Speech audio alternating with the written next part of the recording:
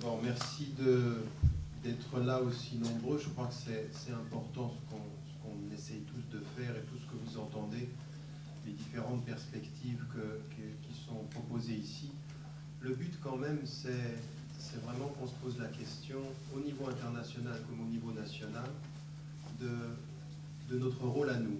C'est-à-dire, moi je conçois toute cette dynamique-là, tout ce mouvement-là, comme une véritable prise de conscience qu'aujourd'hui il y a des possibles, il y a des choses qui sont en train de changer, et qu'on peut finalement s'asseoir et critiquer la gauche, ou critiquer la droite, ou critiquer le gouvernement, ou critiquer la police à partir d'un certain moment. Au lieu de critiquer les uns et les autres, il faut se lever et se prendre en charge et savoir quelles sont les priorités de notre action. Et s'il y a une chose qu'il faut que nous essayions d'analyser dans ce qui se passe au niveau international comme dans ce qui se passe au niveau de la France, c'est essayer de comprendre ce qui est en train de se passer et de savoir par rapport à ce qui se passe quel peut être notre rôle collectif et commun.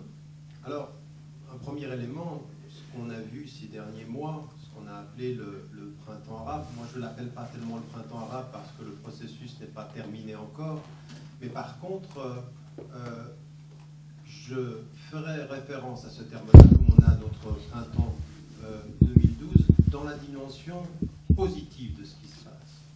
Alors, quand je dis positive de ce qui se passe, comprenez bien, je n'ai pas le temps en 15 minutes de faire l'analyse en plus c'est assez compliqué, il faudrait faire ça pays par pays, et il faut faire une analyse très très profonde. Donc l'exercice de la lucidité, c'est-à-dire de la compréhension de l'étude, ne doit pas du tout, et n'est pas du tout contradictoire avec l'idée de regarder l'aspect positif de ce qui se passe. Donc au moment où je dis qu'il y a des dynamiques extrêmement intéressantes dans le monde arabe, il y a des mouvements intéressants qu'il faut accompagner, où des populations aujourd'hui sont en train de dire non.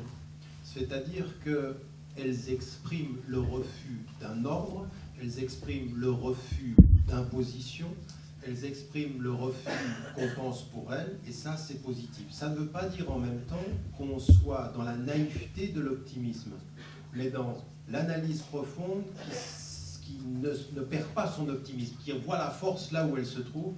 Je pense que ça c'est une attitude intellectuelle qui est déterminante. L'attitude intellectuelle ou le positionnement, c'est de se dire, essayons de comprendre ce qui se passe, ne simplifions rien.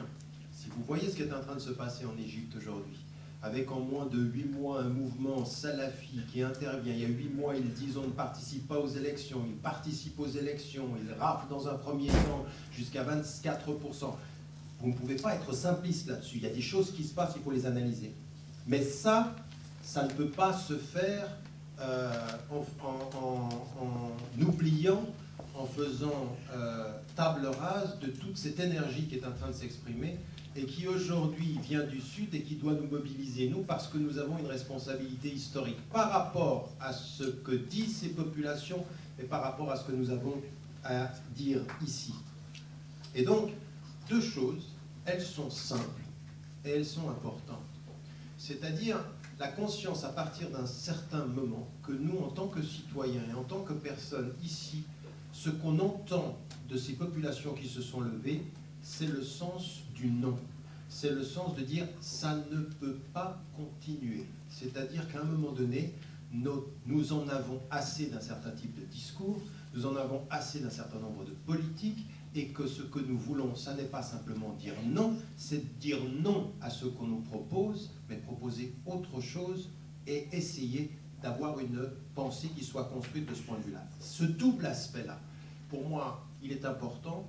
Et si on a pu voir dans le monde arabe aujourd'hui des mouvements qui ont réussi à dire non, il y a aussi à se poser la question de savoir, mais qu'est-ce qui fait aujourd'hui qu'on a de la peine à voir dans le vrai débat politique du monde arabe quelque chose qui émerge, qui soit nouveau. C'est-à-dire la capacité de dire non, mais pas forcément encore la capacité de formuler une proposition. Et ça, c'est aussi notre responsabilité. Alors je vous dis ça pourquoi? Parce que si vous observez aujourd'hui ce qui est en train de se dire sur ce printemps-là, sur les soulèvements arabes, à un moment donné, on posait la question, est-ce que avant, vous savez, au tout début, est-ce que les islamistes ne sont pas derrière? Et effectivement, au départ, ils n'étaient absolument pas dans le mouvement. Ils n'étaient pas ceux qui avaient lancé le mouvement, ça ne venait pas des mouvements islamistes. Et à un moment donné, ils se sont, avec beaucoup d'hésitation, parfois poussés par la jeunesse, parfois poussés par leurs jeunes, ils se sont intégrés au mouvement et parfois, en l'occurrence, l'ont accompagné avec force. Et puis en Tunisie, aujourd'hui, pour plusieurs raisons, il faudrait les analyser, on n'a pas le temps, la légitimité historique de l'opposition, de la torture, le fait qu'il y a de ce point de vue-là une vraie présence de terrain que personne ne peut nier, et puis d'un autre côté, la difficulté dans d'autres mouvements laïcs ou de gauche de proposer quelque chose qui touche le public et qui soit connecté au public, tout ça, ce serait analysé. Je n'ai pas le temps maintenant. Mais par contre, ce qui est important dans ce deuxième temps, c'est qu'à un moment donné, quand on a voulu célébrer ces soulèvements, on oubliait que ces populations étaient majoritairement musulmanes. Tout à coup, elles étaient comme nous. Donc il fallait célébrer la jeunesse, mais pas dire quel type de jeunesse, de quel type de jeunesse on parlait. Et tout à coup, qu'est-ce qui se passe? On dit, ah ben voilà, réapparaître ces mouvements islamistes que certains sociologues ou certains analystes nous avaient dit, on était dans l'ère du post-islamisme. Et ils apparaissent. Et tout à coup, qu'est-ce qui est en train de se passer? C'est qu'on nous propose et on nous présente les termes du débat là-bas sous les termes de la polarisation. En fait, tout ce qui est en train de se passer, c'est les laïcs contre les islamistes. Alors on a deux problèmes. Les deux problèmes, c'est ceci, c'est que interprète de l'histoire et interprète des mouvements, il y a deux pouvoirs avant le pouvoir. C'est le pouvoir de la terminologie et le pouvoir des termes du débat. Et c'est pas pareil. Les termes du débat, c'est l'équation, la terminologie, c'est la définition des termes. Oui, vous me suivez? C'est-à-dire, la terminologie, c'est qui est qui dans cette... Et puis les termes du débat, c'est comment est-ce qu'il faut comprendre.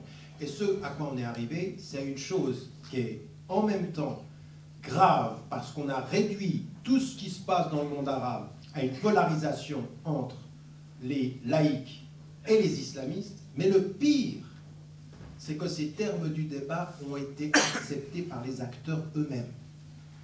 C'est-à-dire qu'à partir d'un certain moment, si vous écoutez ce qui se passait dans le monde arabe, c'était la légitimité des laïcs, c'était contre les islamistes, et la légitimité des islamistes, c'était d'être religieux contre les laïcs. Les laïcs étant l'Occident, et puis les islamistes étant les retardés. Et là, on ne peut pas dire que ça vient que de l'Occident. La force de ceux qui posent les termes du débat, c'est que ceux qui en sont les objets en deviennent eux-mêmes les acteurs. C'est qu'ils l'acceptent pour eux-mêmes.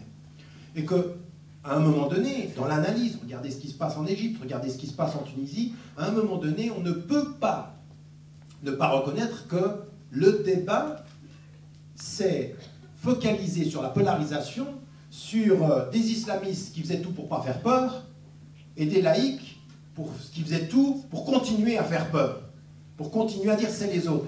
Et dans cette polarisation-là, ce qui se passe, c'est qu'on est en train de créer l'autre. Et qu'en fait, comprenez bien ce qui est en train de se passer. Quelque chose est assez grave aujourd'hui dans le monde arabe, c'est qu'au moment où cette polarisation est acceptée par les acteurs, les vraies questions sociales, politiques et économiques ne sont pas posées. C'est-à-dire quel type de politique sociale, quel type de politique économique, quel type... Moi, ça ne m'intéresse pas que des islamistes, des gens qui sont dans la conscience de l'islam politique, répètent 10 fois qu'ils ne vont rien faire contre les droits des femmes, qu'ils ne vont... Ça, c'est du discours. La vraie réalité, c'est que les droits des femmes, c'est pas par la loi qu'ils passent, c'est par des vraies politiques éducatives, c'est par des vrais accès à l'emploi. C'est ça dont on parle. Et eux, ils ont une histoire de ce point de vue-là. Alors, ils ont beaucoup évolué, mais ce qu'il faut, c'est qu'on passe à autre chose, c'est-à-dire non pas à montrer qu'on est gentil, mais à montrer qu'on a une alternative. Et une des choses qui est la plus importante aujourd'hui, c'est que la majorité des mouvements islamistes aujourd'hui n'ont aucun problème avec l'économie de marché, n'ont aucun problème avec la Banque mondiale, n'ont aucun... Non, on va faire un truc, il n'y a pas de temps. Donc si vous êtes content, vous souriez. Si vous n'êtes pas content, vous grimacez comme ça. Et vous gardez surtout le sens de l'humour. Donc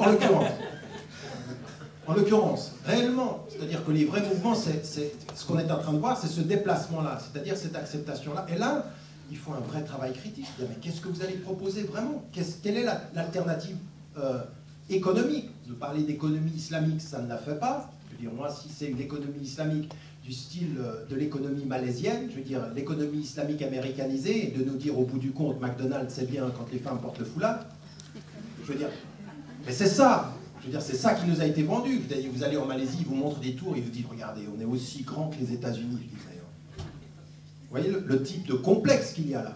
Et d'un autre côté, il y a ça. Et de l'autre côté, vous avez des mouvements de gauche dont la légitimité, souvent, c'est d'être contre les islamistes. On dit, mais vous proposez quoi? Quelle est la véritable politique sociale que vous proposez? Quel est cet esprit que vous proposez? Et là, vous comprenez qu'en ayant assimilé ceci, même dans le monde arabe, il y a un vrai travail qui consiste à casser ça. Il faut briser cette polarisation. Mais en fait, si de là où vous êtes, vous analysez ce qui se passe, et la façon dont même vous êtes présenté dans les médias, ce qui se passe dans le monde arabe, c'est un miroir de ce qui se passe ici. C'est-à-dire, la polarisation, c'est la création de l'autre. Et vous êtes, pour beaucoup d'entre vous qui sont de confession musulmane, vous êtes français, mais français les autres. C'est-à-dire les dangers pour la laïcité. Et en fait, on s'en fiche de la laïcité. Tant que la laïcité est le marqueur qui va vous mettre dehors. Donc vous pouvez dire que vous êtes laïque, que vous respectez la loi, c'est pas important. Le fait que vous êtes musulman est un doute sur votre acceptation de la loi. Et en fait, effectivement, aujourd'hui, ceux qui sont les plus proches de la lettre et de l'esprit de la loi, ce ne sont pas ceux qui l'instrumentalisent. Ceux qui l'instrumentalisent, ils l'instrumentalisent à des fins politiques. En fait, aujourd'hui, c'est la création de cette polarisation ici exactement de la même façon. Nous sommes exactement dans le même jeu. Et en fait, quand vous essayez de comprendre, en fait, ce qu'on est en train de nous faire là, on est en train de culturaliser, d'islamiser, de créer l'autre, de faire un débat sur l'identité, 3 petits points, national, parce qu'on ne veut pas du vrai débat qui est celui de la justice sociale, des vraies questions économiques, des vraies questions de dignité, des vraies questions. Et donc, en fait, c'est le déplacement systématique. On ne va pas se poser la question en France, mais pendant 30 ans, vous avez soutenu Ben Ali, et maintenant vous êtes en train de reprocher au peuple d'avoir choisi quelqu'un ou d'avoir choisi un mouvement que vous n'aimez pas. Vous n'êtes plus dans l'autre. Le but, c'est pas d'être critique par rapport à sa politique de soutien en Tunisie, ou quand je parlais à Henri Guénaud, et je lui disais, attendez, mais vous voulez nous faire croire que vous êtes allé en Libye parce que vous aimiez les Libyens? Quand pendant des années, les multinationales françaises ont permis au gouvernement de Kadhafi d'espionner ou de surveiller ses opposants pour qu'ils soient arrêtés et torturés. C'est-à-dire que vous avez une préoccupation du sang des Arabes à géométrie variable. Elle n'est jamais intéressante quand il s'agit de la Palestine. Elle n'est jamais intéressante quand il s'agit des Palestiniens. Elle est intéressante quand c'est des Libyens au goût du pétrole, au goût de cette géostratégie. Donc, à partir d'un certain moment, si on comprend bien qu'aujourd'hui, ce qu'il faut absolument briser, ce mouvement-là, ce printemps 2012, c'est d'abord quelque chose qui est briser un clivage. C'est briser un clivage au nom de cette citoyenneté commune, dire on ne nous la fera pas. Nous ne sommes pas les autres et nous sommes. Personne ne doit accepter d'être l'autre culturel de son concitoyen. Surtout pas. Aujourd'hui, ce qu'il faut, c'est devenir des sujets citoyens, au sens de sujets philosophiques, qui prennent en charge les vraies questions sociales qui sont les nôtres et qui déplacent le son. On ne veut pas parler d'identité. Et il ne faut surtout pas, parce que certains citoyens français de confession musulmane ont un complexe par rapport à ça. C'est-à-dire qu'ils tombent dans le piège. C'est-à-dire que quand on a déterminé les termes du débat, et qu'on a la terminologie, et qu'on vous dit, vous êtes musulman, et que vous vous exprimez d'abord comme musulman, on a réussi à faire de votre identité musulmane un clivage fermé. Alors que vous, ce que vous devriez répondre en tant que citoyen, c'est que c'est une inspiration ouverte. C'est d'abord une inspiration, exactement ce qu'on vient d'entendre. Ce que dit Nella, c'est exactement ça, une inspiration ouverte. On ne nous fermera pas dans une identité qui précède ou qui suit. Non, c'est une inspiration ouverte vers une éthique qui pose les vraies questions sociales, les vraies questions politiques. Et ça, il faut aujourd'hui sortir de ce clivage-là, rentrer dans ces vrais sujets et de passer justement de cette identité dans laquelle on nous enferme à quelque chose d'autre.